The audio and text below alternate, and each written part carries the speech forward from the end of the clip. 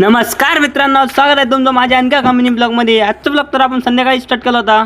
आता वेळेवरती शॉप आवरायची, मस्त शॉप वगैरे आवरून झाली आपली। त्यानंतर थोड्या वेळाने शॉप पण वाढायचा वेळ झाला होता। मग शॉप वगैरे वाढून घेतली आणि आपल्याला निघायचं होतं खुलताबादला जाण्यासाठी। मग काय काढली गाडी आणि पेट्रोल भरून घेतलं पहिले। त्यानंतर पोहोचलो आपण खुलताबादला। मस्त मध्ये जातच होतो की लगेच बघायला भेटली खूपच जास्त गर्दी। आज तर रात्री पण खूपच जास्त गर्दी झाली होती। त्यानंतर आपण लागलो एकदा लाईनमध्ये पण खूप जास्त गरमत होतं आणि खूपच राहावं लागत होतं। त्यानंतर थोड्या वेळाने फायनली आपला नंबर लागला दर्शन घेण्यासाठी।